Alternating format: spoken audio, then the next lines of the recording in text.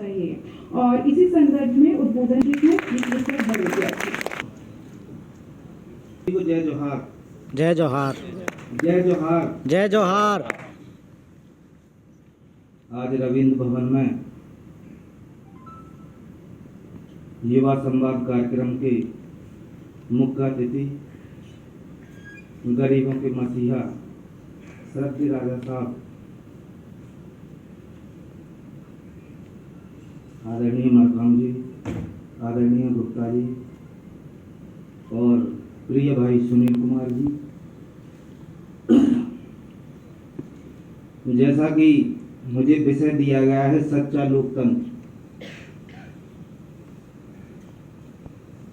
मैं अपने इस विषय से पहले मैं अपने क्षेत्र की समस्याओं से आदरणीय राजा साहब को अवगत कराना चाहूँगा। इसके बाद मैं अपनी बात रखने का प्रयास करूँगा, क्योंकि ये मेरा पहला भोपाल का संवाद कार्यक्रम है और मैं पहली बार इस कार्यक्रम में आया हूँ, वो भी सुनील भाई की वजह से। आदरणीय राजा साहब, मैं बाढ़ के हालात के समय आपसे पहले मिला था। मैं मगरौनी नरवर क्षेत्र में जब आप गए थे तो मैंने आपको समस्याओं से अवगत कराया था। इसमें चूंकि आने वाले समय में अब चुनाव है, कांग्रेस का घोषणा पत्र बन रहा होगा, तो मैं आपके घोषणा पत्र में शहरी समुदाय की ग्वालियर चंबल संभाग की कुछ महत्वपूर्ण का प्रयास करूंगा। तो सबसे पहला बिंदु है जो माननीय मनमोहन सिंह की सरकार में शहरी भाषाई शिक्षकों को लगाया था, जो 2014 में माननीय मोदी जी की सरकार आते ही उनको हटा दिया है। आज वो बेरोजगार हैं। कुछ लोग कोर्ट के आदेश से लगे हैं, लेकिन उनको भी अभी 5,000 रुपये मिल रहे हैं, तो उनका आप सेवा बहाली करके संविलियन करें, ऐसा घोषणा पत्र में शामिल कराने का प्रयास करें। दूसरा हमारा बिंदु है कि इस मध्य प्रदेश में 89 ट्राइबल ब्लॉक हैं। ऐसे ही ग्वालियर चंबल संभाग के कुछ जिले हैं, ग्वालियर, शिवपुरी, गुना, अशोकनगर, जिनमें ट्राइबल बाहुल्य ब्लॉक हैं। मेरा आपसे अनुरोध है कि 5वीं अनुसूची के तहत उनको भी ट्राइबल क्षेत्र में घोषित कराने का प्रयास करें। तीसरा हमारी मांग है कि मध्य प्रदेश में लगभग 22% आबादी ट्राइबल की है और उसमें लगभग 47 विधानसभा की सीटें आरक्षित हैं। लेकिन हमारा दुर्भाग्य ये है कि आज ग्वालियर चंबल संभाग में कांग्रेस परिवार में एक भी शहरी समुदाय, आदिवासी समुदाय से विधायक नहीं आता है। ये हमारे लिए सबसे दुख की बात है। तो मैं ये मांग करता हूँ माननीय राजा साहब कि ग्वालियर की भितरवार विधानसभा, जिला शिवपुरी की पौरी और कोलारस और जिला श्योपुर की विजयपुर विधानसभा और जिला गुना की बमौरी विधानसभा आने वाले समय में जब भी प्रयास हो आदिवासी सीट का आरक्षित घोषित कराने का प्रयास करें। ये भी आप घोषणा पत्र में शामिल कराने का प्रयास करें। चौथा हमारा बिंदु है शामिल कराने के लिए कि नियम 4 के तहत आपने मध्य प्रदेश में विशेष पिछड़ी जनजाति के लिए आपने हर प्रकार की जो तृतीय चतुर्थ 4th क्लास की जो भर्ती थी, उनमें आपने विशेष भर्ती अभियान चला करके हजारों गांव को नौकरी देने का काम किया। उस नियम 4 को इस वर्तमान सरकार ने बंद कर दिया है। हमारी ये मांग है, आपसे विनम्र अनुरोध है कि इसको भी आप घोषणा पत्र में, वचन पत्र में शामिल कराते हुए आने वाले समय में इस पर कार्रवाई कराने का प्रयास करें। यही मेरा आपसे अनुरोध है। दूसरा मेरा जो लोकतंत्र का जो विषय है कि सच्चा लोकतंत्र क्या है, तो सच्चा लोकतंत्र का मैं यही बात बताना चाहता हूं कि पूर्व में हमारे बीच में केंद्र में एक सरकार थी, जिस सरकार में जब जुनेवा में अपना पक्ष रखने के लिए, भारत का पक्ष रखने के लिए हमारे विपक्ष के नेता पूर्व प्रधानमंत्री आदरणीय अटल जी को हमारी सरकार ने विदेश में भेजा और उन्होंने अपना पक्ष भारत का रखा। साथियों, आज देश में माहौल अलग है। लोकतंत्र का सही मतलब होता है कि लोगों द्वारा, लोगों के लिए, लोग अपनी स्वेच्छा से जो सरकार चुनते हैं, जो शासन प्रणाली चुनते हैं, वो लोगों की रक्षा के लिए, लोगों के बुनियादी मुद्दों पर काम करने के लिए प्रयास करती है। लेकिन लोग जिस सरकार को चुनते हैं और सरकार बन जाती है, सरकार को ताकत मिलती है लोगों की सुरक्षा करने की, उनको सामाजिक न्याय देने की। जैसे कि हमारे महान संविधान निर्माताओं का महान संकल्प था कि हमें सामाजिक, आर्थिक और राजनीतिक बराबरी।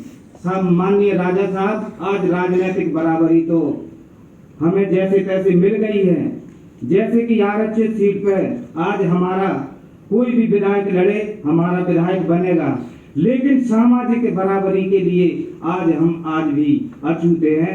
आज भी हम गांव में, देहात में अपमान महसूस कर रहे हैं।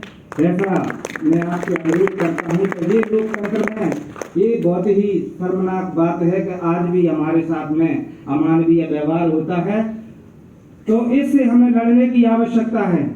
साथियों, लोकतंत्र में सरकार को जो शक्ति मिलती है वो लोगों को, वंचित वर्ग की आवाज को उठाने के लिए, गरीबी से मुक्ति दिलाने के लिए, बेरोजगारी से रोजगार दिलाने के लिए हमें ताकत मिलती है, ना कि हमारे जो मजलूम, पलायन करने वाले, असहाय, जिन पर अत्याचार हो रहा है उनकी आवाज को दबाने के लिए।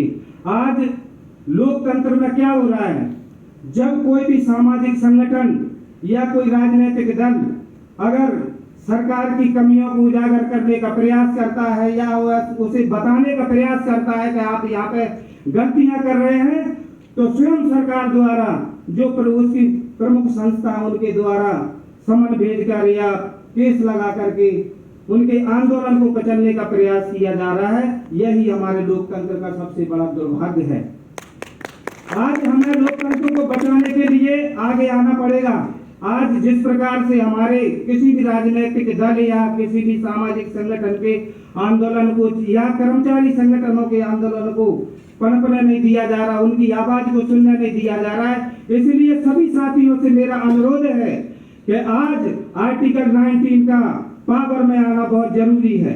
जब आर्टिकल 19 पावर में आएगा, आप बोलोगे, जब आपकी बात विधानसभा में नहीं सुनी जाएगी, संसद में नहीं सुनी जाएगी, तब आपकी बात सड़कों पे जब गूंजेगी तो विदेशों में भी आपकी आवाज जाएगी। जिस प्रकार अभी ट्रेंड चल रहा है, तो हमारे बीच में एक अभी बहुत ही शानदार यात्रा हुई, इससे लोगों के दिलों में तेल का मचा हुआ है।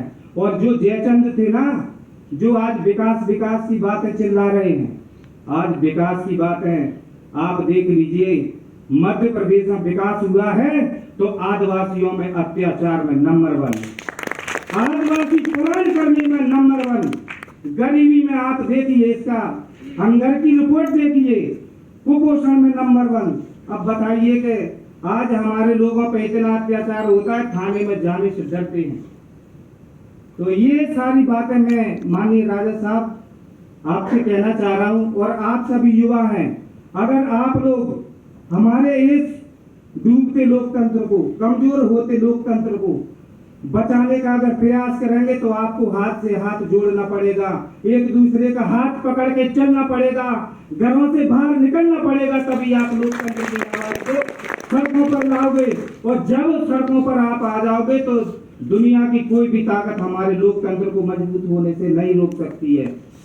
इसलिए मैं आप सभी से यही कहना चाहता हूं कि आज हमारे लोकतंत्र को बचाने के लिए इसी लोकतंत्र के सबसे सर्वोच्च हथियार जो हमें परम पूज्य बाबा साहब डॉक्टर B.R. अम्बेडकर ने दिया था, वो भीमास्त्र, जिसका उपयोग हमें बिना दारू मुर्गा के, बिना लोभ लालच के, बिना डर भय के, हमें सीधे जिनसे हमें लोकतंत्र के, हमारे लोकतंत्र को खतरा है, उन लोगों के खिलाफ और जो लोकतंत्र को बचाने का काम कर रहे हैं उनके समर्थन में हमें करना पड़ेगा, तभी हमारा लोकतंत्र बचेगा। अगर मेरी बातों से किसी को बुरा लगा हो, आदरणीय राजा साहब मेरा पहला मौका था, इसलिए थोड़ा सा एजुकेशन में अगर कोई बात ऐसी निकल गई हो तो मैं क्षमा चाहूंगा। एक बात और मैं कहना चाह रहा हूं, 72 साल के इस लोकतंत्र में, लगभग 72 साल हो गए हमारे देश को इस लोकतंत्र में, और लगभग सरकार हमारी रही है, लेकिन मेरा पुनः वही एक ही प्रयास है। विपक्ष ने एक शहरीय समुदाय से एक विधायक को गाया है, लेकिन वो भी ना तो हमारी आवाज को सुनता है, ना